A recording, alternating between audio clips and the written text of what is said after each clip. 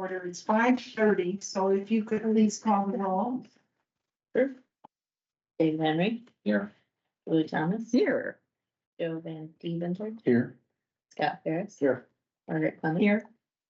David Bush. Here. Rudy Field. Here. John and Miranda. Here. And Jeff Morris is going to take up to attend tonight, but we have 8 members in the room. Okay, great. Well, we have no administrative business, so we can just jump right into the unfinished business, which is the first item is ZOA-25-3, request by the Ordinance Review Committee for amendments to the County Development Ordinance, and this is a preliminary hearing, I guess. So, and a waiver of final hearing will be requested or is requested. So, Jackie, you want to guide us through this most recent? Sure. So, from the October 23rd, 2025 Plan Commission meeting, there was a motion to send this text amendment back to the Ordinance Review Committee that was scheduled for next week on December 8th. We had a preliminary discussion with the Ordinance Review Committee about how they would like us to amend it in alignment either with the motion or if they would like to do other changes. And the Ordinance Review Committee requested that we send it back to the Plan Commission as it would be more productive to have it at the full administrative meeting as a discussion topic. I did send just recently the ordinance that was approved for the creation of the sliding scale, so you should all have that as well. I think that there's quite a bit of information that's been shared over time. And so if anyone has any particular questions about the text amendment, I'm happy to go through any of those questions that you might have. Or I have the meeting minutes pulled up with the motion and where we left off about the discussion of what we could change regarding the text amendment, if that's also helpful. Yes, Judy. So my attendance at the last ORC meeting was spotty, not from any, it's just a technical issue. I kept losing audio and then I had to go log back on, so I come back on and off a number of times. So, I assume that, this is going to be something we can discuss at the December.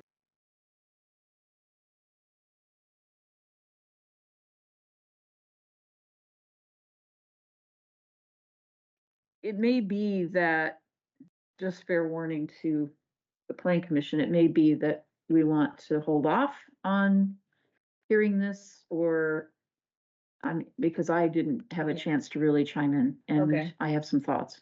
Okay. Also, So sorry. I don't know if that works.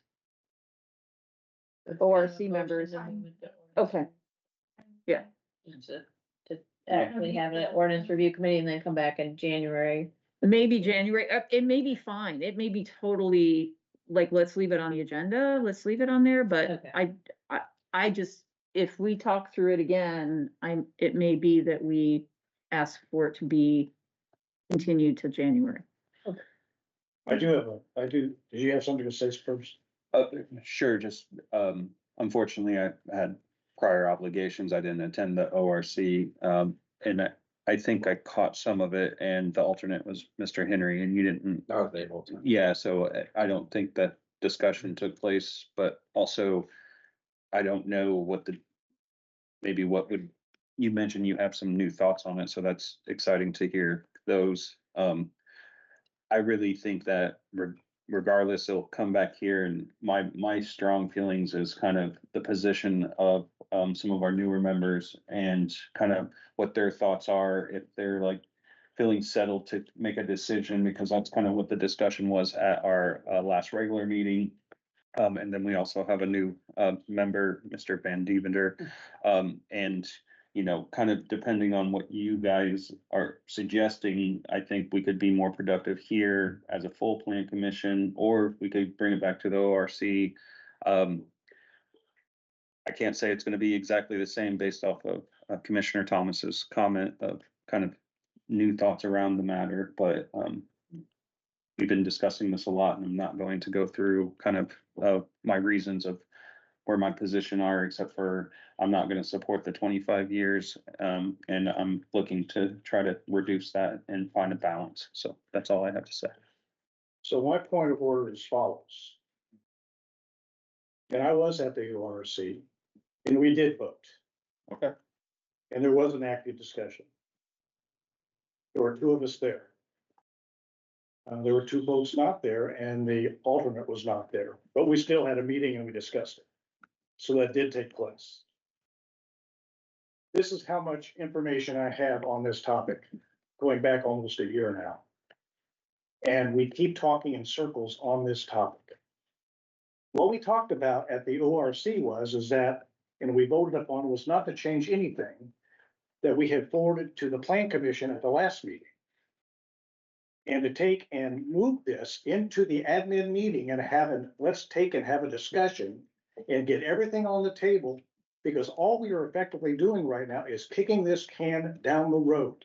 And we continually do that meeting after meeting. Delaying this another month or two, in my opinion, is just a waste of time. We are at that point now where I think pretty much people believe whatever they're going to believe. We discussed and cussed and done everything we can on this topic. There is nothing new to this discussion, and if somebody has a different approach that they want to put on the table. So what we had suggested and voted upon is at this admin meeting, this would be the topic of discussion where we could take and voice our opinions for or against. And that would set it up for the Plan Commission meeting where we would vote on it. Okay, one way or another, up, down, pass it to the county commissioners and let them make a decision. And that's what we talked about at the ORC meeting, previous meeting. Okay, I'm fine with that. I hear what you're saying. I'm ready to take and let's put all of our cards on the table and everybody voice their opinions. Okay, because if we take and kick this to the Plan Commission meeting again, like we did previously, and have that, I'll call it an academic free-for-all, resulting in us talking in circles. Okay, that doesn't speak well for us as a body, I don't think. And I think we're at that point where we can make a decision one way or another. And let's just move on. We have beat this subject up over and over and over again. I mean, Jackie sends out today, it's 2015-02, which is the ordinance that was essentially approved by the county commissioners, I believe, back in 2015. That was the first time. That's the record. That's the starting point. They made a decision back 10 years ago. When we passed the ORC, we revalidated that position, and that is what is in print today. My perspective, and I'll get off the stage, is that we spent quite a bit of time coming up with new language to add on the front end of talking about subdivisions. And we asked the staff to take and come up with pictorials, overheads that they could use, explaining to any petitioner coming in on doggone how or what they want to do, and this is the way of going about it. We pretty much, amongst ourselves, determined that in almost all cases, few exceptions, that explanation would steer the petitioner down whatever road they need to go down to and satisfy the requirements. And so I personally stand by the language, the pictorials that we recommended via the ORC to the Plan Commission previously. Thank you. Thank you, Harris. That's helpful. We do have a new member of our commission, and I think that it would be helpful for, maybe I'm misspeaking, and correct me if I'm wrong, if you could have a little bit of an overview, because this is a subject that is frequently misunderstood and misrepresented, so. Yeah, and I may not be understanding it correctly, but I'm not really that familiar with the sliding scale Yes. that you have. But I am really opposed to 25 years. I would like to, well, Jim said, I would like to shorten that somewhat, but that's just my opinion. As a landowner and a grandfather. Yes. That's my opinion. Yes, thank you, Mr. Van. But do you want Jackie to review it with us? Just give us a bird's eye view of everything? That'd be okay. Okay. And do you want to do that, and then Mr. Henry? I can do that. So this is just a segment of the county development ordinance, the subdivision section. So what we did was we added to the types of subdivisions, these images. So we have 4 different types of subdivisions: administratives, which generally do not require or create density except in certain circumstances, like creating a cemetery or conservation lots. They're usually to ship lot lines. We have minor subdivisions, which are 4 lots or less. Typically, if you're on a septic, that's 10-acre lot sizes. Sliding scales, which are also 4 lots or less, was created to allow for the creation of 3 smaller lots and 1 larger lot with that 25-year reservation on the 55%. And then major subdivisions, which are typically connected to sewer, 5 lots or more. So this is a picture of a minor. Each lot is over 10 acres in the county. This is an example of a minor where they're connected to sewer, so they can go smaller. They're connected, so they meet the minimum lot size. Each one has public This one access has- to the road. Yeah, that's correct. In a rural area, they can access off of frontage. But they could also have an easement that's permitted. Up to so many lots can access one easement. And then this is a sliding scale example, so this compared to this one up here, you can tell that they're able to create these lots, which are each 2.5 acres, the minimum lot size for the AGR zone. And then this is the more than 55% area that's reserved for the 25 years. And then the major subdivision is 5 lots or more, again, typically served by sewer. And then what we did was we took the segment of the sliding scale subdivision, and the text in red is the added text. So what the ordinance review committee suggested was adding more context as to why the sliding scale was created originally in 2015. So it does help people that wanna come in and create smaller lots in the rural areas and not have those 10-acre large lots. But we also note that some areas have pretty, narrow roads, or they might not have a lot of infrastructure. They're farther out from the county, close to the county lines. So, we added some context in here about police, fire coverage, emergency service response times, things like that. We did not change the segment, which I think was commented during the adoption of the county development orders. Many people came forward with a concern for the 25 years. So this area of the text is still in black, which means we did not suggest any changes, though it has been discussed. And then we just added the reference to the ordinance from 2015. One of the things that I will mention, though, is that I think that the 25-year reservation for people does get confusing. You are allowed to do amendments to your sliding scale once you've created it. So if you created 2 lots originally, there is a way to go back and do an amendment, still keeping with the 55%. It just becomes a matter of math to figure out how many lots you can get. What I really think a lot of people would like is create more lots in the county. So that's something that is sort of a separate discussion that we brought up in other meetings where do we need another subdivision type, where truly people are creating more density in the rural areas, which we did have prior to 2015. But then we started to create a requirement connecting things to sewer, which we drove a lot more development towards the urban areas, which makes a lot of sense for planning purposes, for emergency services, infrastructure. But now I think that spectrum with the city not extending sewer into the county has created a little bit of a bubble, and this has come back to light. So that's the general overview of this text. That's very good. Mr. Henry, Thank you wanted to say something? Yeah, thank you. If we are gonna get into it, so maybe we should. So my challenge in the text amendment on this page here, where we reference as a matter of ledge policy ordinance 2015-02, 2015-02 does not mention the 25-year moratorium other than the definition.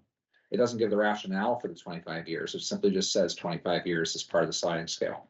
And so if we're going to make an assumption that that ordinance actually provides the rationale for the beginning of this sentence, legislatively finds and concludes 25-year restrictions reasonably necessary, that's not in the ordinance.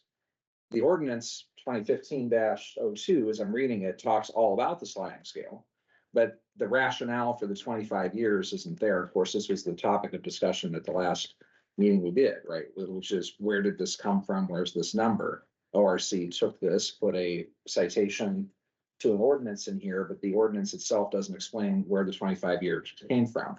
So we're still right back to where we were, which is, what is the enabling legislation ordinance that specifies why 25 years, other than it's mentioned, I think, as I just saw it in here as is part of the sliding scale structure, that 25 years is here, but it doesn't explain why that is. So I guess I'm back to, why 25 years and where's the rationale for that? Because otherwise we're locking ourselves into sort of a generationally long freeze with zero empirical basis for why we're doing 25 years at a time. So where is it? Where's the rationale? Testimony was given by the creators of the legislation that the rationale was generational, based on generation. Okay, well, Madam President, there, we've discussed that in the last meeting, where we've had both the concept of what's a generation, what a demographic definition would be. We've also had in this meeting over the past year discussion that 25 years was the, I believe, lifespan of paving of roads. I think that was brought up as one possible rationale, but testimony aside, we don't have that evidence here. What we have is an ordinance that doesn't explain that. So I'm back to, I can't point to the thing that says why 25 years in order. So maybe these are separate. We divide that question. Sliding scale is one conversation. 25 years is another conversation. The way it's presented here is they're kind of together, they're paired together. But maybe this is a divided question about how we do both. That's my view at this point.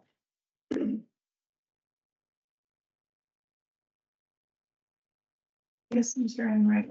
Yeah, my first comment was just kind of in general, and I actually very happy that the ORC did decide to move this forward. I do think this is the right route to really kind of move this along. So I wanted to make that comment. I know I've spoken about the votes before, but that would have been my decision. One reason I agreed to moving it back to the ORC at our last meeting is because I felt like that was the only way we were going to get a majority vote on this, and it, due to state law, it would have just came back to the regular session. So this gave us some time, allowed everyone to kind of think about it, and gave, which I think is great. So, I'm gonna just kind of state this. I'll try to be as concise, but this is actually for use. I think with a lot of our subdivision options being contingent to sewer or septic, and not having sewer, that means the minimum lot size for septic is 10 acres. If we moved in a way where maybe there was another subdivision option allowed in these same areas where the sliding scale was, or if maybe we reduce the lot minimums, the sliding scale and that reservation may not be such a big issue. But right now, when I'm looking at what available options we have, I think this puts a lot of burden on folks in our community. And if this is kind of the way that we're going to move forward, I think the 25 years is too long, in my opinion, due to that kind of bottlenecking of the septic sewer issue. And also, I'll say one other thing, that, these ordinances are fluent, even though it took a long time to get our CDO put together. But like, if we reduce it to, of 15 years, which I think is a good medium, it's not directly in the middle, but a good medium, and we see things, moving in a direction that we have to address, we have the ability to change that. We also have the ability to discuss other options, and then maybe put that reservation back at 25 years if we have more tools available for people to kind of do more things with their land. And that's kind of where I find myself, and that's why I won't support this. And finally, what I'll say is, this is our bite at the apple. As after we move it forward, who knows, unless we as a plan commission petition them to bring it forward again for us to talk about, this might be our last opportunity to discuss this, because that's kind of how these things, the commissioners could request us to look at this again too. They could petition the plan commission or the planning staff to bring a amendment forth, but you know, I want to make it clear, and that's why I'm very curious about my colleagues' opinion and position on this, that this is our opportunity to address the whole ordinance. I was torn because I love what we did come up with that brings some transparency and clarity to the whole thing. I'm always for that, but the fact that we didn't address some of the more technical issues of what limitations you have, what kind of, how it goes into that reservation, um, it is another reason I couldn't support adding just the language to the ordinance, because it doesn't change anything except bring a little more information forward. So that's kind of all I really have to say. I'll try to keep my time limited because I've spoke a lot about this. I wanna bring up just something really quickly, because I think this point is getting a little bit missed. So somewhere else in the CDO, we agreed to add a section about vacating and re-subdividing portions of subdivisions. So that parent parcel of that sliding scale, the original purpose and intent of that 25-year moratorium was so that people didn't create a sliding scale, vacate out the large parcel, re-subdivide into a sliding scale, vacate it out, re-subdivide, now you have, let's say, 12 lots that were created. So there's another segment, another section of the ordinance that says you cannot vacate a sliding scale partially and do another sliding scale to it. So if you create 4 lots and your 25 years are up, you don't have the ability to do another sliding scale. Even 30 years from now, 25 years really doesn't mean anything. And if you have less than 4 lots, you can do a plat amendment to that sliding scale, as long as the math works out. So this discussion about the year alone, I think, is not addressing the core issue, which is people either want more lots with smaller lot sizes in the rural areas on septic, or that there's some disconnect as to why there's not an allowance for density in the rural areas. And maybe the 25 years is just a discussion of, well, what is to be there in 25 years that will support density in the rural areas? So That's a great point. I have just one That's a great question. point. Thank Is you. the only option you have, while you're in that 25 reservation, of a sliding scale, is to do a major, right? And how many lots do you have to have a major? if you're on a septic system, you can create 10-acre lots. For a Right, major. but how many minimum lots do you need to do a major? You can do, you You're can. fine, do so you're less gonna than need at equal. least 50 acres in that parent parcel to do anything for 25 years. So if we move it to 15, You can do. you less could than then potentially do a minor.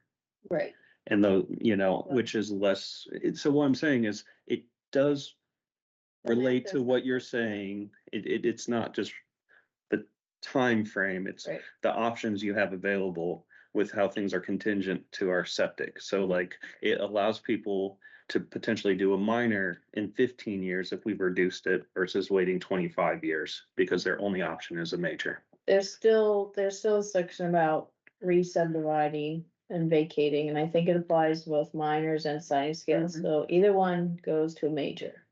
So I think that if you were really, I So think if that we people reduced it like, to 15 years and they went through their 15 years and they came back, they couldn't do a minor. They still only had the major unless option. we amend that other part of the ordinance. Are you certain? Okay. So, I just have an observation, and because, you know, I've been on this commission for a while, and this is a really confusing notion, this sliding scale, and for some reason it's become kind of really political, you know? But, and I could be wrong in the way I'm looking at it, but the discussion really revolves around at which point are the people who own that big lot and want to build on it responsible for building the infrastructure, the sewage, the roads, etc. Because, you know, 4 on these relatively small lots is fine, but at 5 anyway, they have to start building the infrastructure. So the way I look at a sliding scale is that it's a permission and not a restriction. It's because without the sliding scale, they'd be required to build on 10 lots, 10-acre lots. But with the sliding scale, they're permitted to build on 2.5-acre lots.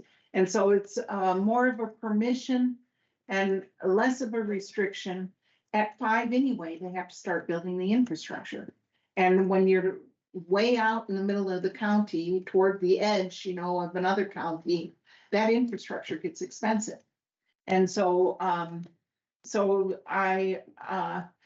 in the case of the father, if you have a farm, a big farm, and you are doing a sliding scale and you have 4 lots eked out for yourself and your children, and you want to add a 5th lot, at that point, you've got to start adding the infrastructure anyway. Yeah. So it's not like you can do another sliding scale within your 100-acre.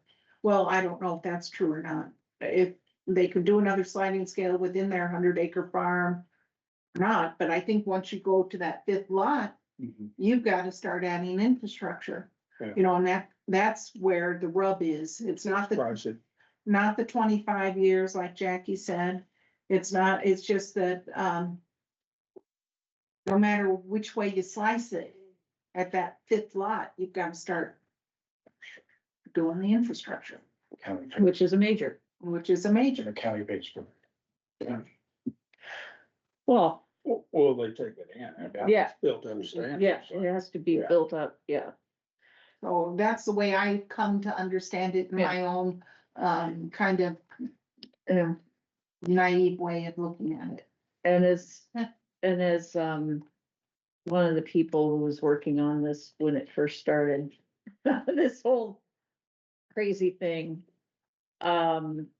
The whole reason we came up with this was because we heard from large lot owners who said, but I only want to take a small lot off to sell it to fund something for my retirement, or I only want to take 2 small lots off this 80 acres so that I can give my kids some land.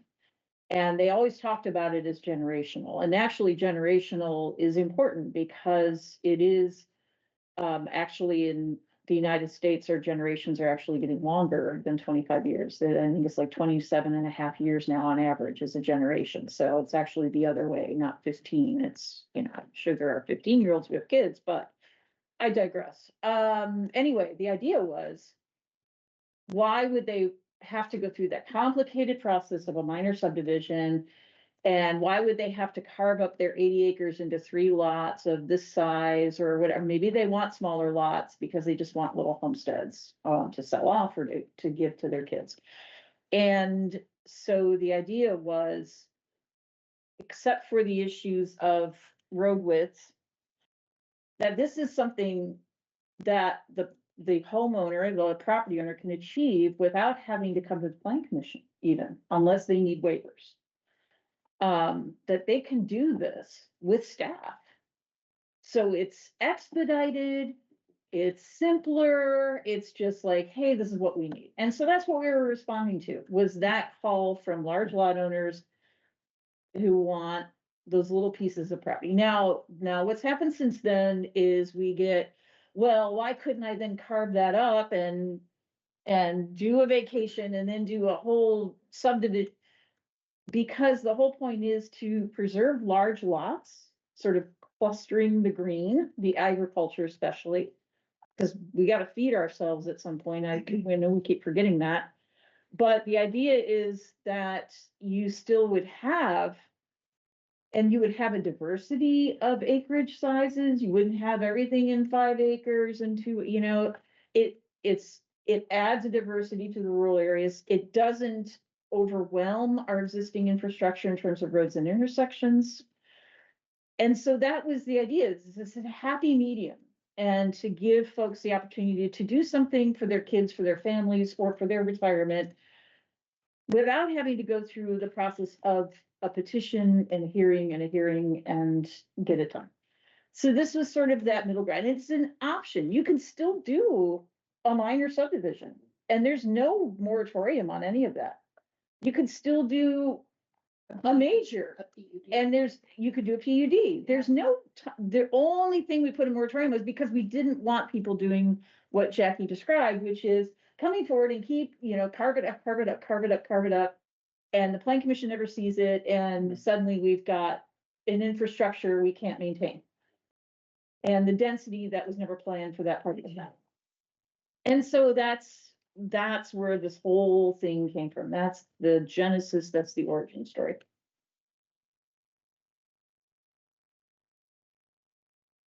That's, man. Yes. So I think that's one story, right? I mean, and there are clearly parcel owners that would prefer to do other things with their property than what's been narrowed and described in the ordinance here. And I think this is, I mean, I hear all of it, but if the eventual forms that we get are 2.5 acre estates, it's not agriculture. What we're seeing happen in the countryside are people building homes where farms used to be. And so the idea that somehow we have a agricultural community 10 years later still producing all this product, it's not accurate, because look at what comes through this committee over the past decade, right? We are, it's rural gentrification is what's been kind of narrowed into the choices one would have to do with their parcel. Secondly, it's a property rights issue for those that have generational property. They may have other reasons other than leaving to their children or subdividing out houses. I mean, there may be people who want to develop a smaller major or minor based on what they're seeing as demand for housing in the community to begin with. And so we have a 2015 ordinance that defines a moment in time. We have 10 years of behavior of how the commission has taken in PUDs or not, voted on variances or not. And it's all, again, the foundation of this premise that is on a house of, it's on a foundation of sand, and we can't point to why 25 years. All right, and so now we've got another definition in the room tonight. Well, maybe it's 27 years. What I asked last time in Matthew Hill, what I'm asking for again in this is that if we are going to build a foundation that says a quarter century behavior equals divisions, that has to point to something that is empirical and not emotional or intuitive. Because I think that this funneling that we end up with is what sets us up for a lot of work, right? Which is going to be people asking for variance or asking for PUD or asking for whatever, or bringing suit because they feel that they can't really do anything with their property at this point outside of what has been defined in this space. So I can set all that aside to just go back to the original question, which is if we're going to cite something in this document, the ordinance that we're citing should at least reference the rationale of why that number exists. And if that's not the citation, we need a different citation on what the council has, or the commission, or is it again, legislatively find, which would infer a act of legislation occurred here that says 25 years, other than what's in the ordinance, which just is, and it's on page 22 for everybody, which is the general design considerations for sliding scale options. The designated parent parcel remainder shall not be further subdivided for a period of 25 years from the date of recording the final plat unless connected to public sewage. Like, fine, but where did that come from? Is there a separate ordinance that defined that? Because the CDO document is now saying, when we go back, I know you're a minute, sorry. There's some action that happened that defined this term. And it's not just the testimonies or the transcript. I mean, maybe my beef is with the paragraph that we need to delete because it doesn't actually point to a legislative action that says in Monroe County 25 years is a generation. And that's the basis for what we're talking about. It's just tidying it up. Though I disagree with the narrowing of what we're putting on our property interests at this point. They're basing on 10 years of actions of the body here. And by the way, the ordinance itself predates the CDO. There's language in the ordinance, of course, refers to districts that no longer exist because the CDO changed them. There's a lot that it'd be nice to have some updated ordinance that really points to that marries these two concepts, but I'll stop at that point.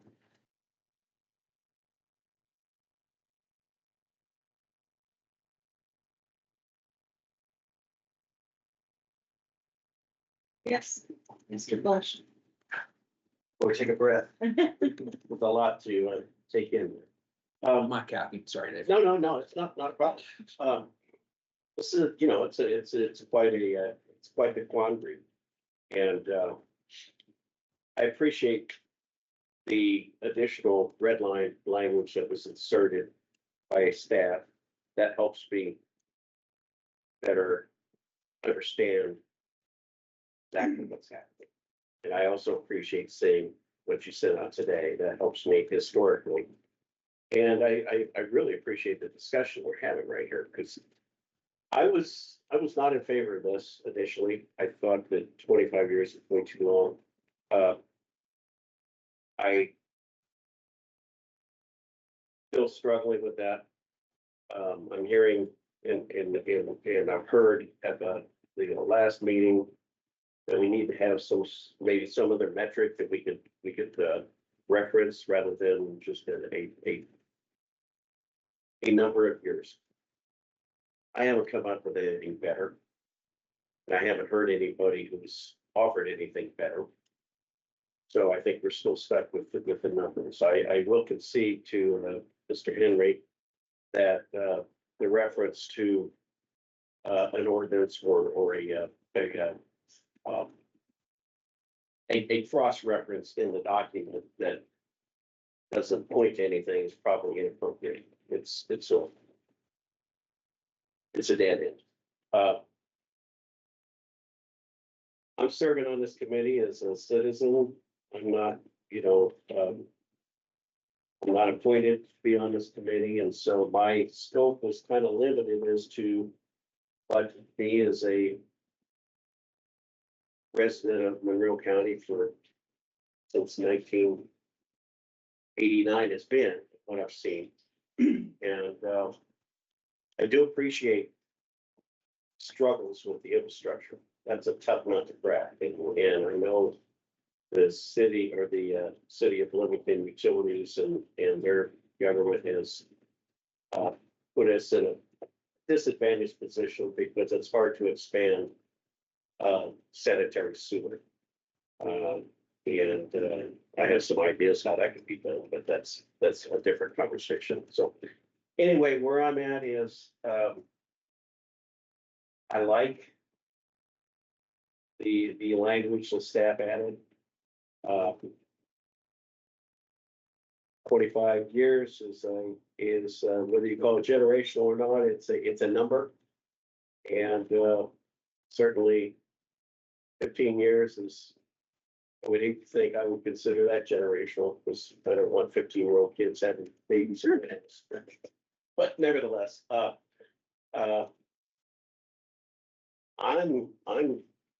ready to put this to bed as well. And unless I hear something better that tells me that,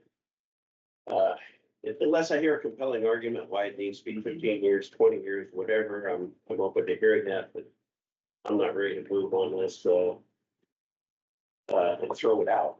I think it's necessary to have. And I appreciate what Chairperson Clemens said, that it is, she sees it as permission rather than a liability. I probably used the wrong word, but rather than a restriction. Now that I better understand the tool, it's good to have. Maybe we need to do a better job of explaining it to people, because I think there's been a whole lot of misinformation pushed about. So with that, I'll pass. If I might, I didn't plan to speak twice, but I think you raise a couple of good points, and it's really a question of asking somebody who owns a large lot of land, what do you plan to do for the next generation? I mean, if you plan to sell it, then you wouldn't be subdividing, right? I mean, you would just be selling it. And some developer would buy it and whatever happens, happens.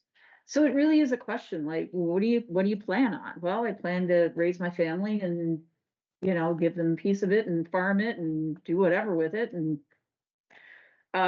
so because if you don't have this, I mean, because the other option is just let's rescind it altogether. And that's been discussed, and that's something I've thought about. And if we did that, we're limiting the options for people, and I don't want to do that. I think it's nice to have other options and something where you don't have to go through the whole plan commission process to do the sliding scale. But I will say that is, your last point is really important too, because we had a lot of myth making while we were doing the CDO process, as you probably are well aware of. And one of the things that got issued was like, every development has a 25-year moratorium. No, it does not. It's just this one particular thing, because we've made it easy, we've made it simple. we've given you a lot of opportunity to be creative about how you want to create these lots. Yeah, we're gonna put some sort of time on it so that we know that this is your true intention. Right? And so I think that's where, I think that was good that you raised that. So thank you. Yes, Colonel Frennis. Go back to the paragraph that says 25 years.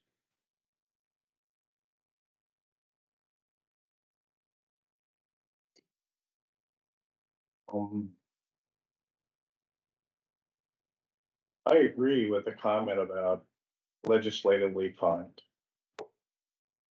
I don't believe that this is legislatively found. I think the county commissioners concluded. And so that paragraph right there, I think you need to delete legislatively defined. It doesn't really add anything. And it just creates as we've seen, a topic of conversation that takes us certain directions.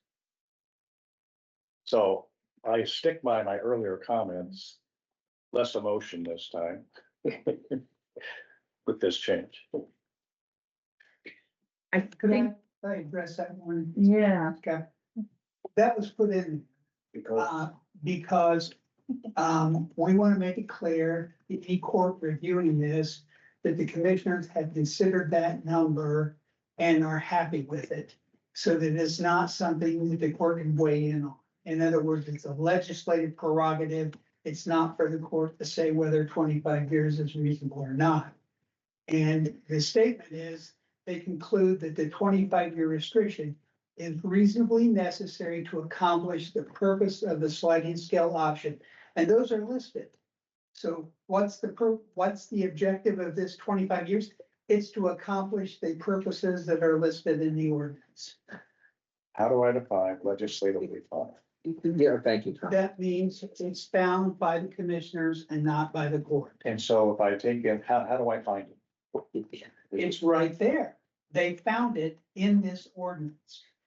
That they They're saying, themselves passed. we find this to be necessary. That's the finding. which is the same for every petition that comes to the Board of Commissioners. We have a cover sheet. And then we have the packet, the petition.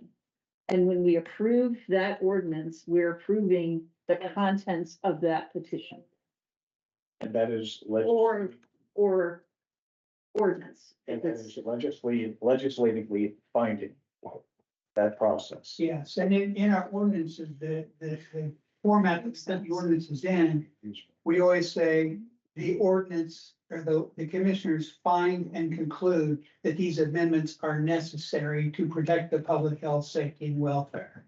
So that's just a statement that the commissioners have thought about this. They're intentional, and it says what it says. It's legalese. You're adding in your legalese. That's what I get paid to do. That's okay. I don't question the legal concepts. I mean, it is, yeah. Thank you, Mr. Schilling. So I think that Mr. Henry. Well, I guess I appreciate that legal analysis there, but I'm not as persuaded as my peers here. So because again, I appreciate the idea that in the context of passing the CDO, that all things contained within it are legislative action that happened. But we're talking about a sentence that is saying that this number it's inside of this, as if that were a standalone term of art or definition in the county. And again, since we've talked about that, this does not exist in Indiana code. The concept of a 25-year moratorium is not something you can point to in the IC as a standard. I'm no lawyer, but I know enough to know that if I were want to come at this, I'd be picking on this particular line here. Because you've pointed to an ordinance in the document that says, well, here's the definition of sliding scale, 2015 - whatever. But I have no comparable thing to point to as a legislative action, ordinance, resolution, whatever, that defines what that term means in this county, other than that you voted on it in the context of the CDO. I'm just saying that I think something this unique in the state of Indiana that we're pointing to as a standard for behavior if I were to manage this kind of these districts it's either remove that language altogether, but if county legal is saying that's your protection, to say it was a legislative action, not a legal one, I want to point to where that ordinance or resolution was passed. If not, maybe the commissioners ought to consider passing a resolution defining what 25 years means in this county, is or what a generation is in Monroe County. But that's it. But I mean, I'm fine taking an amendment or seconding an amendment to clean up that paragraph.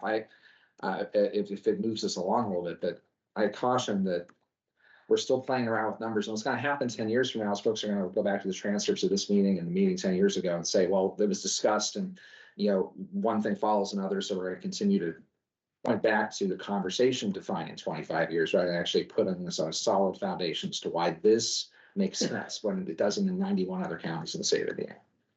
So that's it. Okay, Mr. Fields? In this context, does the word legislative have to do with actions from state code? Or is it legislation that is generated in this group? It's the county commissioners' actions. Okay. They are the legislative body. Okay, so this legislative thing doesn't refer to law from on high. No, This is what we're doing here. This is their finding as a legislative body.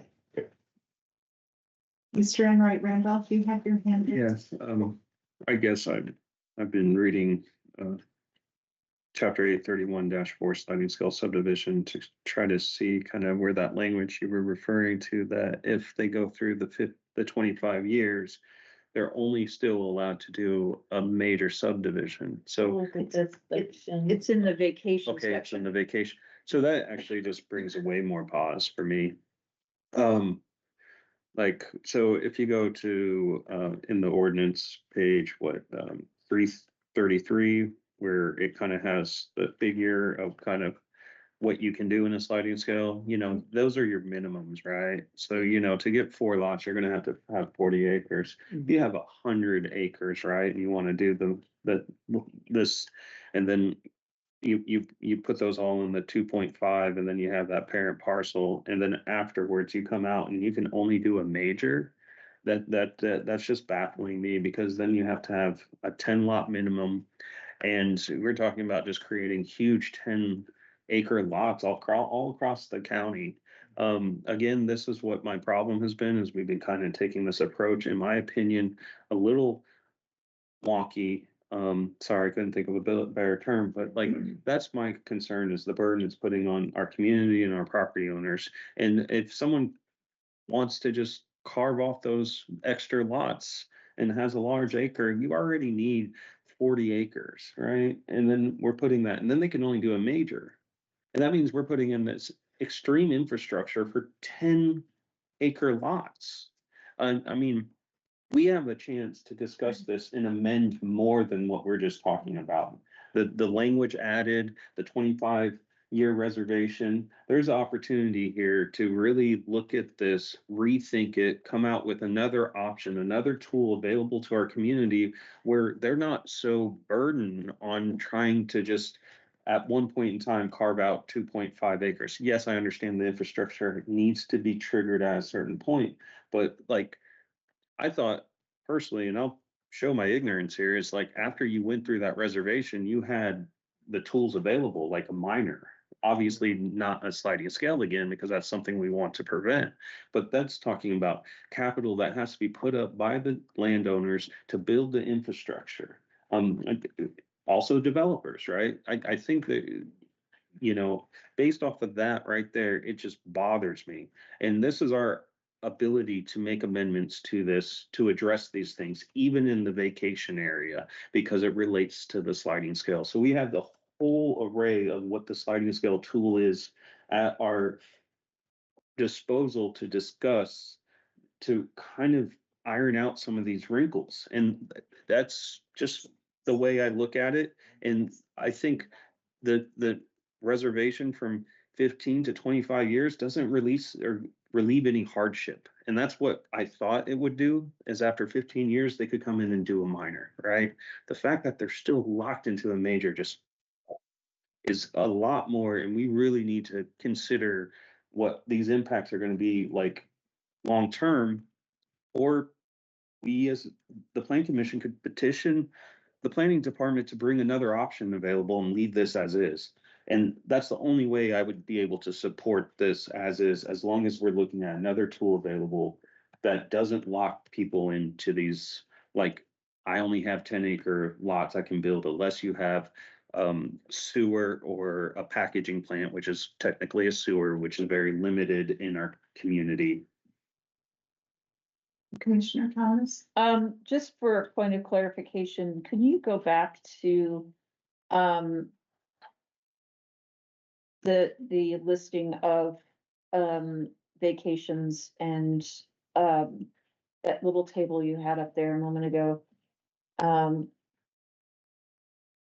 Because let's say somebody did have 4 lots, whether it be a sliding scale or a minor subdivision, either way, if they're gonna have more than that number of lots, they're gonna have to have a major. Yeah. I don't know how else you can do that. You see what I'm saying? You see my point? That if you took 40 acres and you created a 4-lot minor, their next step is not another minor. But that's at the 40 acres. If we get larger, then it, like, is that? Well, that's the example you infrastructure? gave. I'm Well, going with the I example you said gave. 100 acres. I said you need a minimum of 40 to even do the 4 lots. Okay, but if you had a minor subdivision of 100 acres and you created your lots, your next step is not another minor anyway. That's right. Your next step would always be a major. When you get the 5th lot, it's amazing. See Yeah, my but You that's see my if, point? that's when we're thinking we have sewer and we're getting smaller lots with more density. We're talking about a minimum of 10 acres and what type of, that's what I'm saying, like, what infrastructure is needed for like 8 lots on 80 acres? They don't need it, they just have septic. They just can build really without having. No, their only option, if they had a parent parcel that was about 40 acres there and they go through the 25 years, they can only do a major, which they will have to put in the infrastructure at a minimum of 10 acres, and all you're gonna get is 4 more lots. At 10 acres. I mean, who wants to put a sidewalk in front of your property if you have 10 acres? Right, but they get to the 5th lot, don't they have to put in sewer anyway? No, Well, that's, it depends on the size of the lot. It's That's kind of- about how many on a shared driveway versus how many are on the roadway, and then that's the other issue, is if each of the lots is sort of, let's say let's take an example of 100 acres, and then somebody cuts out, 10, 5-acre lots all along the roadway because they're on septic. Well, now you've got, new driveways galore, and the highway department can't manage that. I mean, I don't even know that's possible to do. It depends on the road and the width and everything else.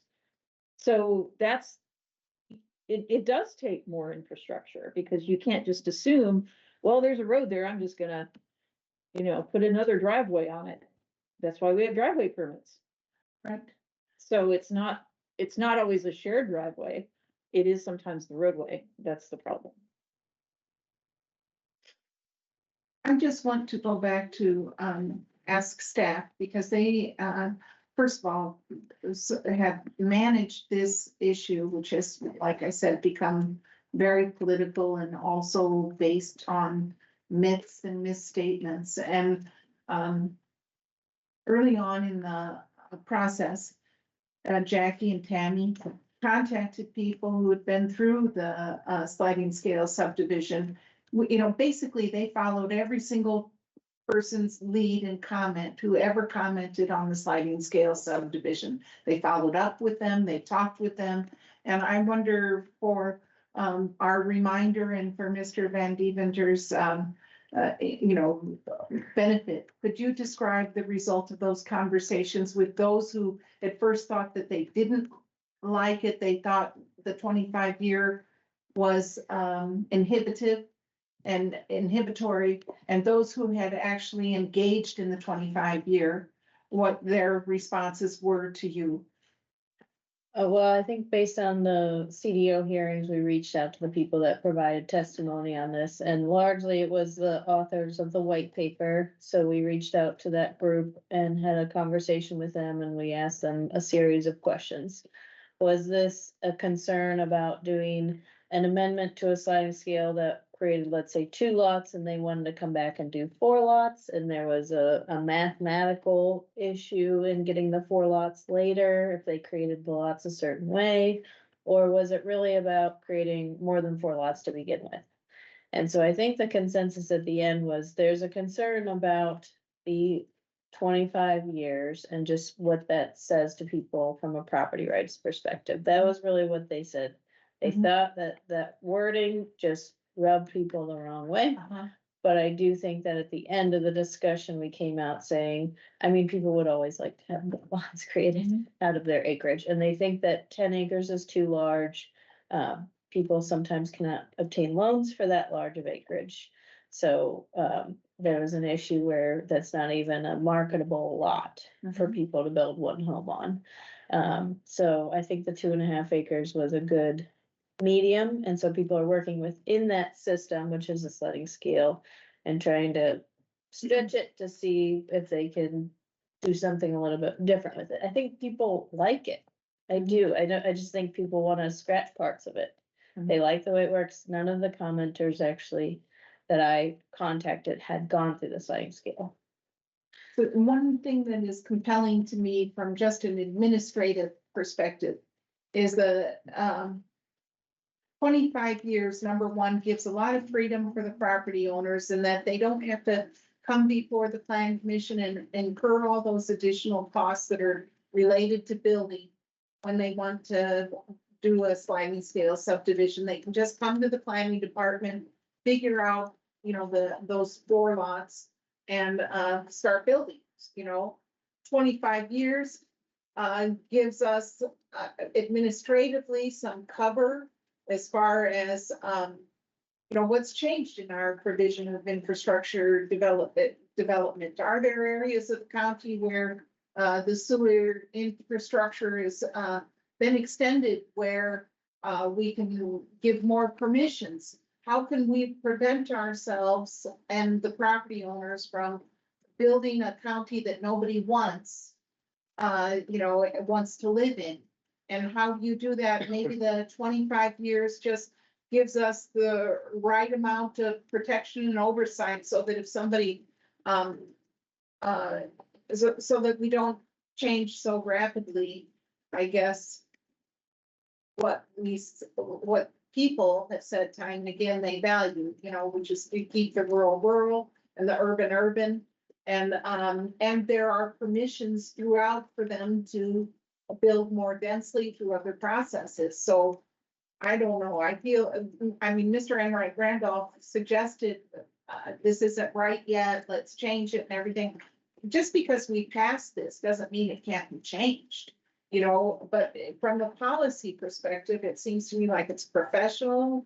It is based in real world experiences that, Mr. Martin, who had been chair of the, plan commission for many years, they engineered a pretty good policy that is working pretty well for the property owners and for the, staff. And, it has protected, some of that rural character. And it's also protected larger tracts of land for the property owners that can then be more valuable down the line if they do want to sell it for a PUD or something like that.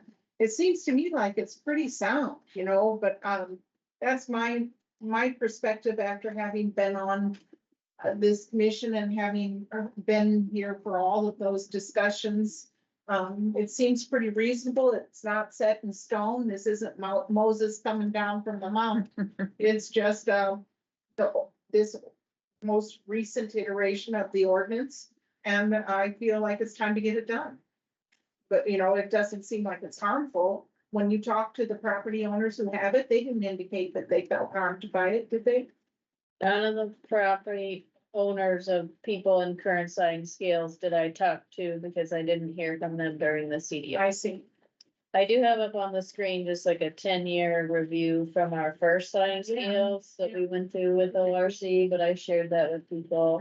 So you can kind of see what's changed nearby, if anything, from the time they did the sliding scale to now.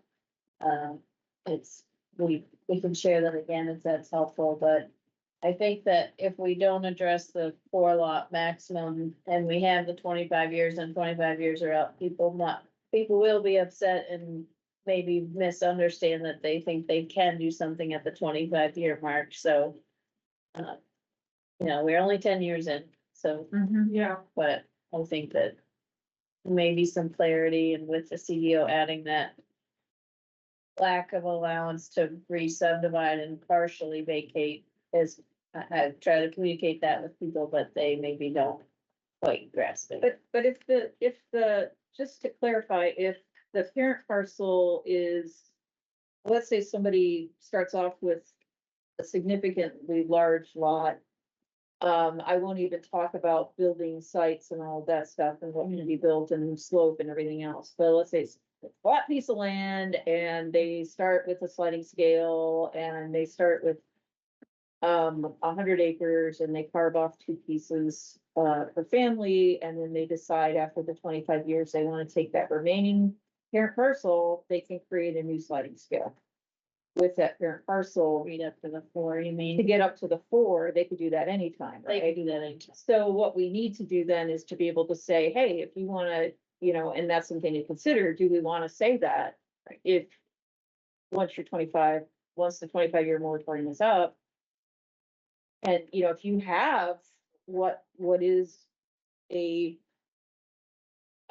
piece of property that qualifies for another round of sliding scale, do we want to allow that or not? I mean, I think that's a good question. We're still years away from finding out if that's what people want. So we've got time on that. But it would be important for people to know now if that's something if they want. Yeah, And we do have pre-designs. When people wanna do a subdivision, they pre-design it with us. And I think our planners have been good to say like, you could get this many lots out of it. Not everybody wants that. They don't Right. want the neighbors, they don't want the tax burden of a new lot.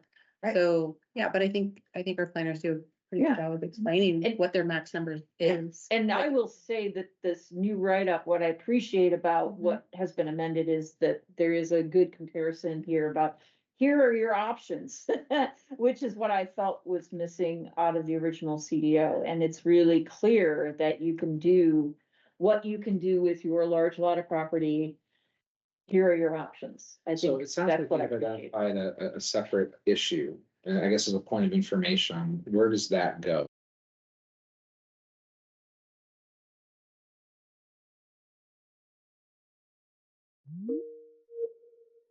Yep. You've identified at this point. So I think that one of the topics that Mr. Enright Randolph is bringing up is that on that CDO list of amendments, if people maybe are split to say this text amendment substantially addresses the comment at the CDO hearings. If we don't want to agree that, maybe we agree to let this pass, go to the commissioners and they make their decision, but that you don't agree that this completely substantiates a completed review of what the people talked about at the CDO, and you want to keep this on the table. Mr. Enright Randolph mentioned adding another possible subdivision type could be an option. To say you're creating, up to 8 lots on or however you wanna do it. To say what the new breaking point is, but I think there's a lot of other parts of the ordinance. That we would wanna point out to everyone to say. Here's what you're doing once you get over 5. Here are all the things that we have built up in the ordinance in all these different places that are contingent upon 5 lots or more, 4 lots or less. And so really the discussion is, let's just create a new subdivision type that gives people the opportunity to create more lots out of that large original parcel. Then, either can be done under the sliding scale or it can be done under another subdivision. But the 25-year loan is not gonna do it. so to make sure there was no Well, I fault mean, right at this there. point, I don't know if we're working off 3 hours, just I think folks start talking, but I would just say then. to Colonel Ferris's concern that you wanted to move on with this, it sounds like we've exfoliated some other challenges that we can't really check this off the list. So there seems to be more work, in my view, that needs to be done to address some of this, as frustrating as that is to your pile of paper, it might be that we need to move on to some of these nuances, because I don't know if we can actually check this off as complete, given what I've heard here this evening. But I also don't know what everybody wants. That's why I'm just sharing this. It's another possibility is to leave the question of, can you do another sliding scale, for example? Right. Like, leave that on the list, but just move on from this particular piece. Yeah, this, right? Because Breaking it out. we can add we can add anything we want to that list. It's not like, we're forbidden from doing that, so. Mr. Randall? Yeah, I mean, the focus on the length of the reservation is kind of out the window, in my opinion, with the understanding that they couldn't actually do a minor. And that's where my thoughts were, is we're kind of reducing the timeline to give a little relief so they could still do another subdivision option, and still contingent to 10 acres if you can only do a septic, sorry. I think maybe if it's not another subdivision type, maybe discussing different lot minimums, or something to the effect. And that's kind of what my hope is to try to figure out how to provide more relief. And I'm just completely off the rails with the fact that, like, the idea that someone came in here, had the, 80 acres or 90 acres or whatever, and did the max here at getting the 4 lots, did the 3 2.5s, which is like 5 7.5, you minus that from the larger lot, and then they wait 25 years to come back and their only option is a major. That we really need to be clear with people, because that's impacting the current property owners and the future generations that might inherit that, or other people that want to invest in our community that might buy that they really have no other options. And if there's 80 acres in the parent parcel, and after 25 years they waited thinking they could maybe do another small little 20 acres of that, they can't. They have to do a major, and those lots have to be a minimum of 10 acres. I would assume they're going to do larger. Like, if they only wanted to do 4 of them, they're doing like 20 acre lots. It's just, that's in the difficulty of getting, finances to buy 20 acres, the difficulty of managing it, the sensitivity of our property and what we ask people to do with stormwater and drainage and some of our impervious surface calcs. We're just, oh my gosh. I mean, I don't see it as an opportunity or something that's obtainable. I see it as like someone that has an advantage, and a lot of dollars in their back pocket to do anything in this community, at this particular time, with what our lot minimums are, not in the difficulty we're having with extending sewer or providing packaging plants for people to have smaller, denser lots. If we think about an aging community and them managing 10 acres lots, that's very difficult too. I'll leave it there. I really want to find something that balances everyone's concerns. And if it is a kiggle, or, scrapping this and finding bits and pieces that are good, and then putting those all together that address everyone's concerns, and we keep the character. I'm huge on environmental protection. Some of the, that's my first thought, and I'm huge on keeping that rural character too. But I'm not okay with the amount of burden that this applies to people. Commissioner Thomas? I take offense at this being like a burden, because we're also protecting people who already own property in this community, who already have invested money. this is about ensuring that people don't lose everything they have because somebody's decided to willy-nilly just develop the hell out of whatever part of the county they want to develop. Now, to counter your concerns, which I understand, those exact same concerns could be had because somebody had a huge lot of land that they inherited or bought, and they did a minor subdivision, but darn it, they did it the wrong way, or they did it the wrong place, or they should have done that corner and not that corner, but they've already built houses. So now what are they gonna do? Those, what is the burden? Well, they're gonna have to do a major. It is not hidden. It is in the CDO. It is certainly something that most people would ask about if they're developing. So I don't feel like this is like this hidden jack in the box come out to haunt people. So I think what you're talking about is when people make a land use decision and regret it later, or somebody makes a land use decision, then sells the property, and someone who just bought it doesn't like the previous owner's land use decision. We all have to live with previous owner's land use decisions when we buy property, whatever it might be. So, this is what we have. So I don't think this is particularly unique to sliding scale. It is something that happens all across the country, believe me. It happens everywhere. So I don't think that's the issue. I understand your point, but to put this on as an issue with sliding scale, I think is not quite accurate. I would agree, it's like an issue with the CDO. Mhm. And this is, the CDO's done, this is one aspect of it. So, So yes, Colonel Paris. have we exhausted the conversation?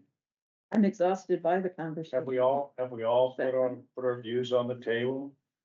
I mean, honestly, what I'm trying to preclude is if and when this goes to the plan commission, that we don't have this same discussion all over again We will. with a fair amount of emotion, I might add, and I just don't think that speaks well for the plan commission. Personally, that's my viewpoint. I think, quite frankly, that we're at that point where just about everybody here, minus Jeff, has made up their mind pretty much on where they're leaning on what we're proposing here. I'm asking, this is the question, it's an educational question for me. Are we at that point where we can do a little straw vote? Can we do that? Mhm. And just see where everybody lays? We're going around the table, we got 8 people here, 8 of the 9, and see where we are on this thing as a precursor of what might happen at the plan commission meeting. What would be the benefit of doing that, sir? Its intent and to demonstrate what the vote might be. I wouldn't want people to feel like they couldn't change their mind. That's why I asked, as an educational thing, is this something we should or should not do? I'm gonna decline to participate, but I understand what you're saying. I'm gonna be very concise and kind of just go the way that I said, especially if we move this forward as is, I'll be like, So if we're not gonna do a straw vote, and we're not gonna indicate what our intents are, what I would ask them. When this gets to the plan commission, because we all have our own viewpoints on this now. And of course, you have the freedom to say whatever you want to say. Let's just keep our comments concise. And go to whatever motions put on the table and vote on it. And then kick it to the commissioners and let the commissioners decide whatever they're gonna decide. That would be my recommendation. I think it serves the body better if we do something like that. If there's some side issues here, which I've heard a couple, which are worthy of adding to the list, then we should take those as action items and add them to the list. I mean, that's what I've heard here, that, well, maybe we need to, okay, well, let's capture what we think we need to and add it to the list. That's all I'm suggesting, as to move this along. I agree with you. We've That's been all. talking about it for a long time, and I think not much is gonna change, and also I kind of operate from a perspective of if it's not broke, don't fix it, and I haven't heard anybody say it's broken. I really respect Jackie's observation that this is kind of becoming a straw man for other issues. Mhm. And those issues are more density in the county, more, sewer, the provision of sanitary sewer through sewer systems. And so this is, the issue on the table is not that tonight. And what, I heard a lot of discussion of things that pertain really to the rest of the CDL. Would you like to move on? Well, just one thing, and just on the ordinance with the vacation, which is the, what, 328. Okay, you know, on the sliding scale where it says major administrative, and administrative is basically to create one lot, right? Or So it could just be a lot of. a lot line adjustment, so it's basically still keeping that larger parent parcel or a major. We could maybe ask them to explore, and this could be contingent on to still having large lot size, that like they have the option to do another sliding scale after the reservation. If they still have, 40 acres left in the parent parcel. Or they could do a minor if they still have 20 acres left in the parent parcel. Then the reservation timeline does make sense, as far as a topic that would have direct impact of what they can do moving forward. This is now my largest concern about the sliding scale. And that's basically where I'm gonna leave it right now. But that is an opportunity for us with those conditions of still having large slot size. So if someone does decide to do a sliding scale with 100 acres, and then somehow didn't realize that their only option is a major, and they still have, like, I hate to do 100 minus 7.5, what's that's 93.5 acres left? No, it'd be 92.5. Thank you. I caught that as soon as I added it up. That they could do another sliding scale after that 25 years, it's, I don't think that's gonna create the density we're not looking for, or maybe they could just do a minor. Would it be amenable to you if we added that on to the list of things to discuss? Absolutely. Yeah. Yeah, I Yeah, don't think we're gonna it's not get gonna be anywhere. I hard to think get. we're highlighting some of where my main issues are, which I think is great because, thank you. And, I think there's ways we could look at this, and, I'll just say it one more time, like, once we grapple the septic sewer issue, a lot of this might not be an issue, but all lot sizes minimum outside of the sliding scale being contingent to septic or sewer, and if you can't have the sewer, it's 10-acre minimums, and that's my more arching goal. That could be something we could add, and if we address those two things, I think this is an opportunity. And maybe I use words that aren't, reflective of my intent here, but, the goal is this is where we can actually try to start finding some of that relief. And until we have the other parts that we're discussing, there is no other area that we've been, trying to look at the ordinance to create that relief. And this is the only part of that we've been looking at. We did talk about cluster subdivisions once, but that kind of went wayside. So I'm done. Thank you. Sorry if I took all the air out of the room. Yeah, the thing to me, and again, I'm relatively new to this process. But it seems to me like the way we're talking about sliding scale subdivisions, the moratorium length is moot. There is no point. It's one and done. At this point, you're one and done. You do one, no guarantee in 25 years, they're gonna let you do another one. You're one and done. No, you can't So- right now. Huh? You can't right now. Right, so it's like, why everybody hung up on years? It's like, it's one and done. If I, Except to go to a major, yeah, except to go to a major and the subdivision. PUD, Right. yeah. Right, but then Well, it's again, not that's very impractical for someone that's got 80 acres out in the county. Maybe, I don't know. I Well, don't know. you gotta have sewer, or you can't do a major. So it's Oh, impractical, it's not gonna happen. But you have to have 10 lot acres. Or 10 Okay, lot, or 10 acre lots. Yeah, so I think the whole thing comes back down to, why isn't there just a basic minimum lot size? And let things fall where they may, Well, that's the 10-acre. okay? And then what it resulted in is that diagram, Jackie, if you would go up a few pages and just, keep going with the aerial views. Okay, there, and compare that with the aerial view of the yellow markings with, that's the 10 acre, and go down 2 pages. That's on sewer. Yeah, that 2 pages versus that. I think the property owner gets more protection by the permission of the sliding scale. They get more protection of maintaining, they don't have to take the sliding scale. They could still just subdivide in 10 acre lots, but they have the permission to retain a larger parcel that could be of monetary value for them if they If want. somebody can do a major subdivision. Exactly. Or they could do they could do the minor and have 4 equal lots if they want to. They could I still do thought a that. minor was not possible if you've done a sliding scale.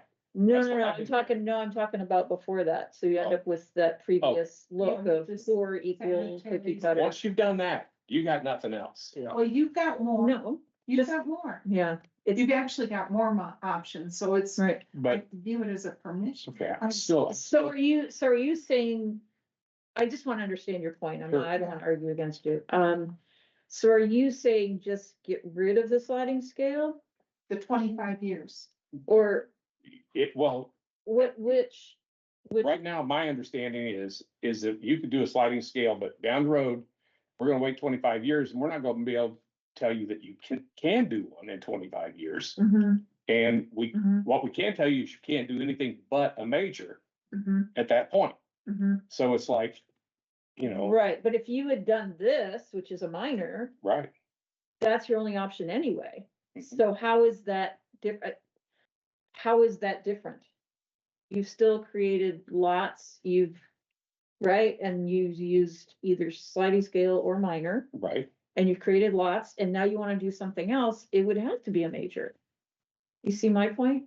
How is this any different, except that you've had the benefit of not having to go through the hearing process, you've been able to just work with staff.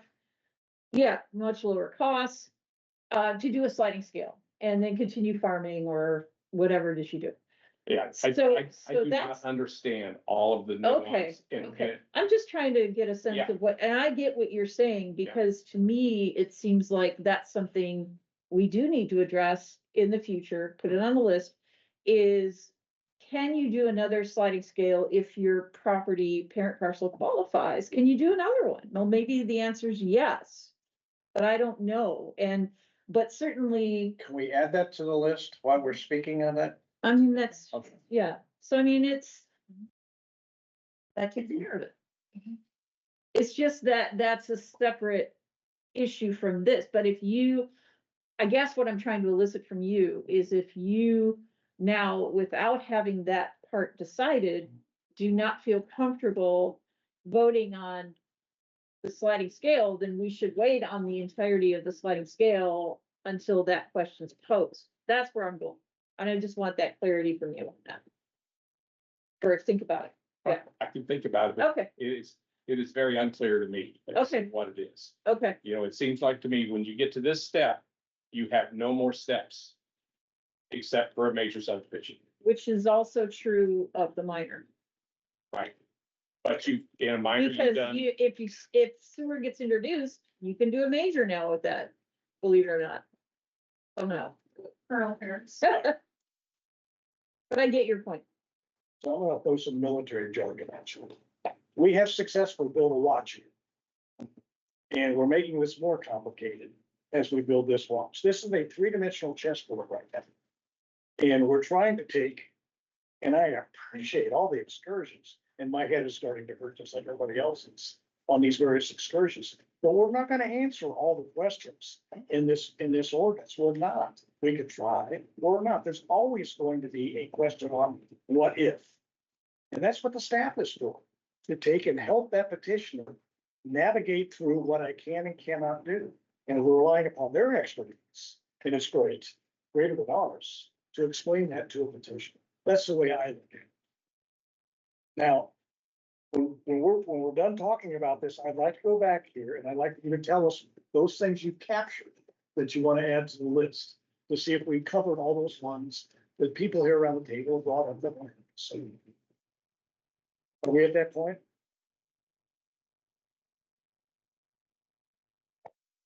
So what I was taking down from Mr. Henry Randolph and Mr. Henry's discussion was a concern about this inability to re-subdivide after it's been originally subdivided. So under sliding scale, we could say major or administrative, comma, or subsequent sliding scale following the 25-year reservation.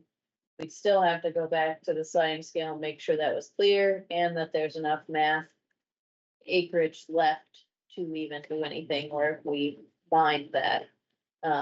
Another option that I took from the discussion is that there may still be an interest in just reviewing a possible fifth subdivision type that creates maybe a few more lots than 4, using the 2.5 acre minimum lot size in the rural areas. And maybe we can break down the discussion of when certain infrastructure is required. Kind of nails it. I think it does, and so, and from the beginning, Jackie, you were so poignant to say that the real issue is not the 25 years, it's not the sliding scale, it's just people want more density in the county. Some people do.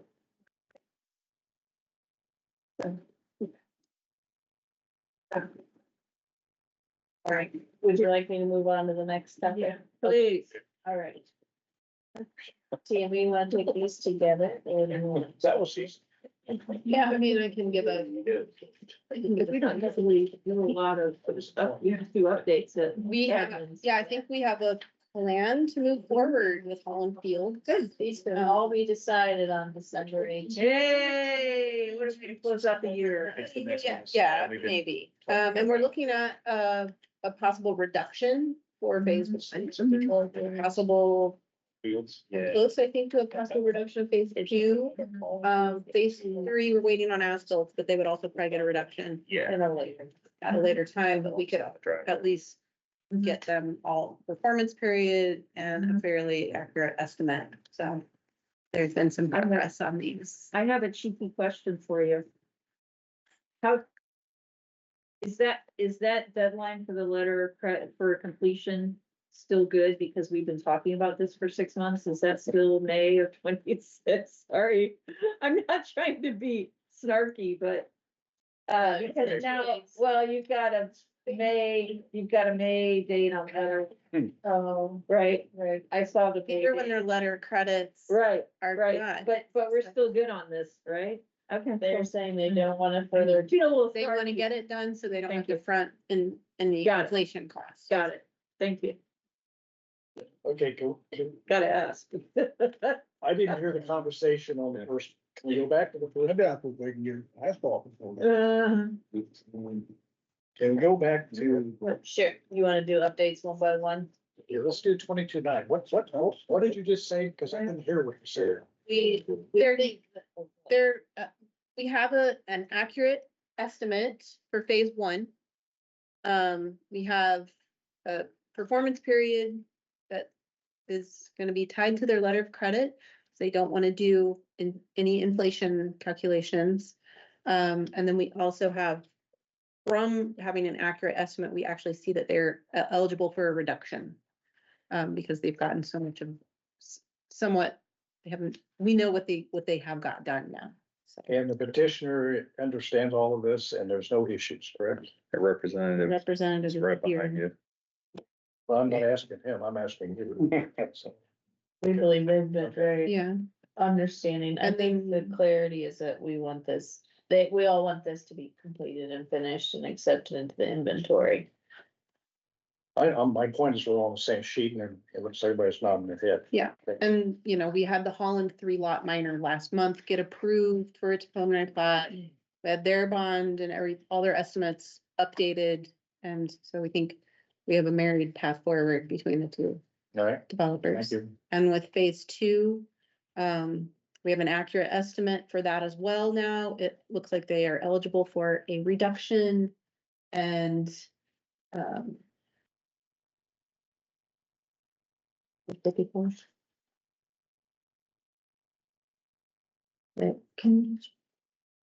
so they currently have on file $112,000 and their new performance guarantees the 49,000. So we're getting a good chunk of that back. Hopefully then that money will fund the completion of the subdivision. The same questions, everybody's singing from the same sheet at this point and nodding their head. One question with the tree. Has that issue been taken care of with the sidewalk and the tree? Are we on the 2 lots of the Hall Fields? No, this is phase 2 of Holland Fields. Okay, I'm ahead of myself, sorry. Or behind.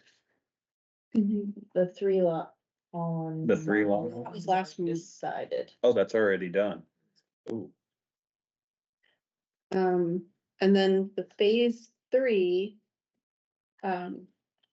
They have not, this is their first time actually coming before the plan commission. We've not seen this one yet. It's our last letter of credit that expires this year. They're gonna have to renew that in full here in just like less than 2 weeks. Because we don't have as-built that the highway department can review yet, to show that they also will get a reduction. So, waiting on their engineer to put together some as-built for review. But at this time, I think we're gonna have them just renew their letter of credit, but they have a pretty big carrot, I think, to get that done. And the goal is to get it all accepted into the county inventory. So at some point, the driveways will need to be addressed. And they may finish all the improvements, but we still have to get the driveways also In order to get them inspected accepted. and Okay, okay, Yeah. not redone, you're saying. some will get redone, I think. But but they don't get their money back until everything's accepted, correct? We have to do a maintenance, yeah, so they get accepted, a maintenance bond gets posted, we can reduce that. Sometimes that happens in Got it. tandem, but. Thank you. it's always- Just wanted to make sure I understood what was going to happen, or maybe happen. Yeah, thank you. You have any questions? Yes, since this is all new to you, okay, this is almost completed, so Yeah. it's just been a while and there's some issues. So we're trying to clean up. It's off. I think we went over some of this in the last meeting. It was the Holland. One before. Holland. It wouldn't be a plan commission meeting if we didn't have the word Holland and Field in it. We have any other updates? That's really it. That one I side. mean, I'll give them more. I'm sure the developer does too. Okay, so the last 2 items that we just want to briefly go over, this was something we brought up at an administrative meeting. Which is that we did under the CDO, there was a map area for this lot here. Which is south of the Summersby PUD. We accidentally zoned this part PUD. And so the owner was contacting us prior to see if this could get rezoned to the surrounding zone, which is high development. And we had discussed at the plan commission that even though this technically is not PUD, it needed to go through the formal process of correcting it. So the plan commission is authoring this request, but right now on the front page that you'll see here in the packet, we have the property owner request is UD to HD. So what I wanted to have a quick discussion about for this one is if everyone felt that that was appropriate. There was some discussion at earlier admin meeting about whether it was appropriate to rezone this HD. Given that they've been told that by CU, they will not get any, they do have city sewer right now, but they're not given the permission to expand that sewer for high density development. So I wanted to make sure that since this is a plan commission author request, we were all on the same page about how it would be rezoned and to acknowledge that the owner may have a different opinion than the plan commission. We talked about this and decided it, and We have to take it through as a formal hearing. we did that before. So Not this one, I think we did a different one, maybe. this is us as petitioner.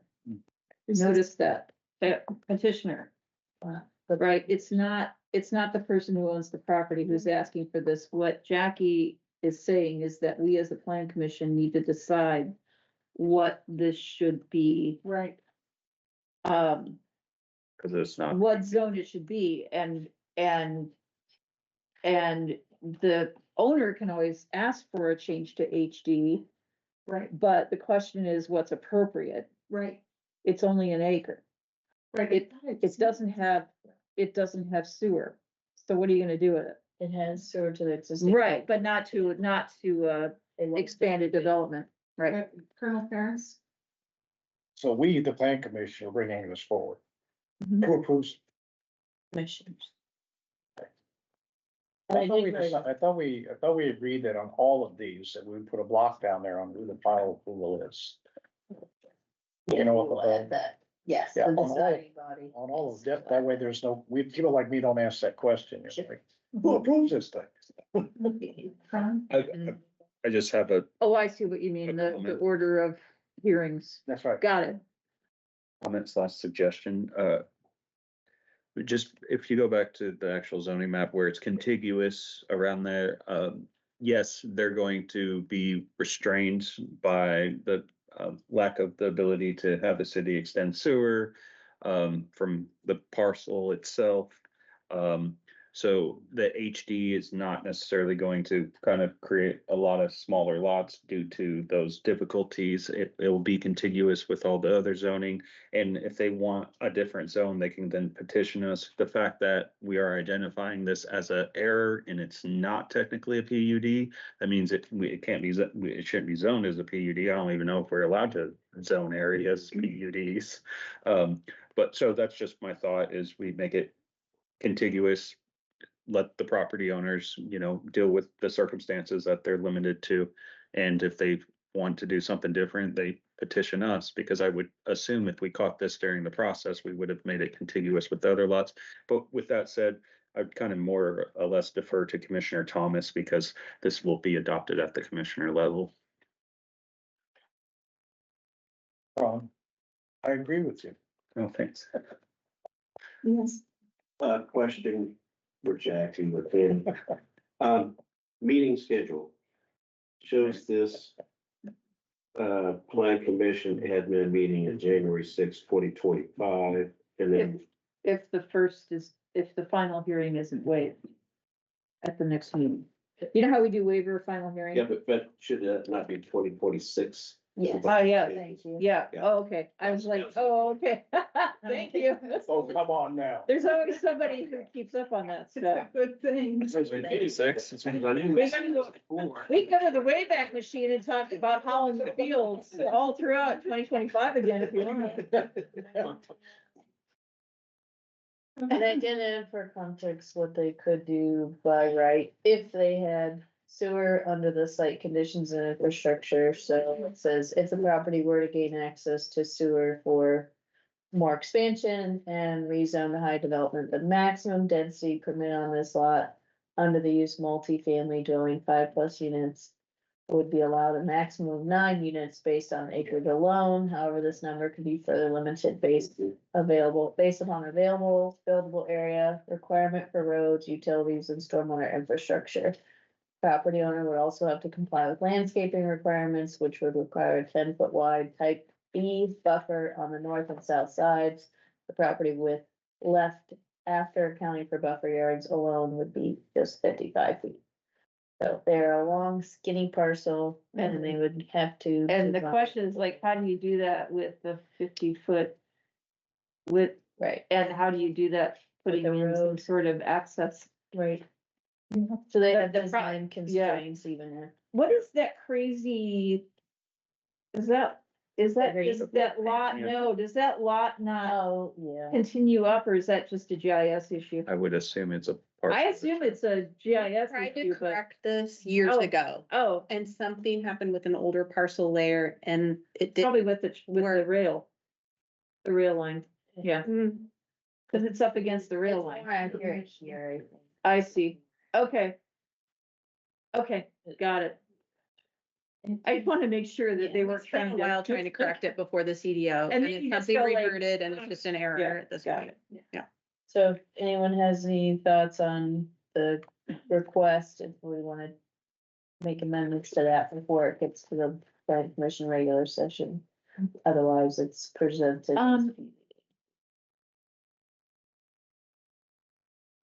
I need to talk to my colleagues. Okay. I'm not gonna go on and, so. if you are all okay with it, if I talk to my colleagues and they want to have something else heard, or they want to have something else considered, could we postpone this for a month? Is everybody okay with that? It's this item.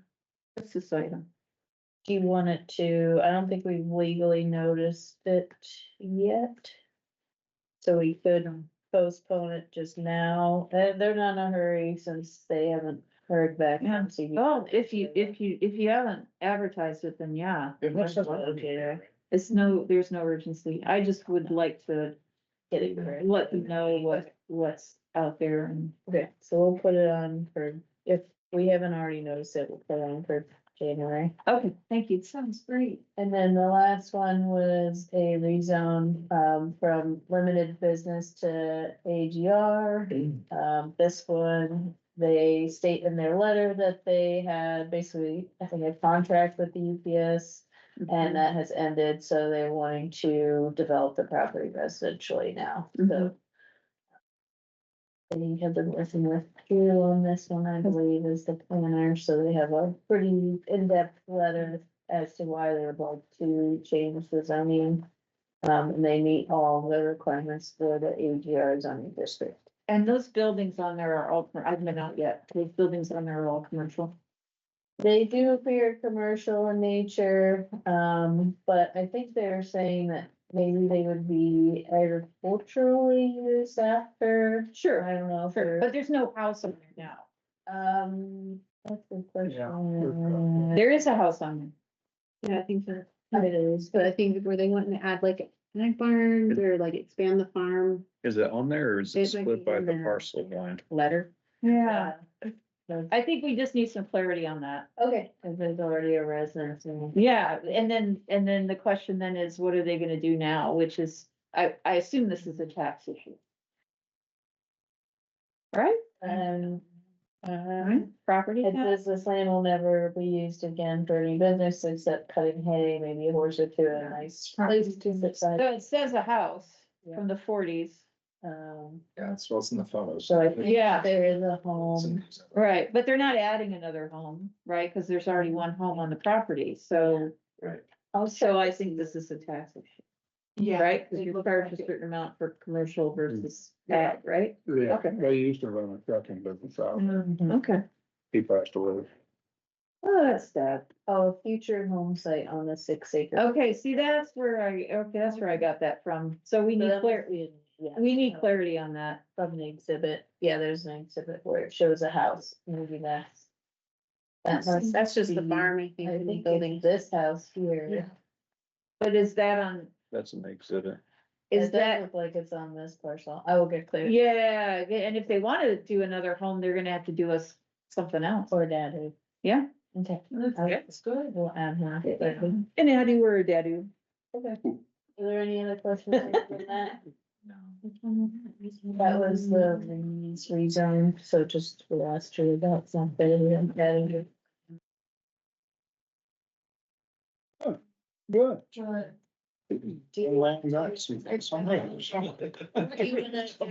You want a motion to adjourn? Thank you, everyone. Yeah. I move that we adjourn. Second, that's right.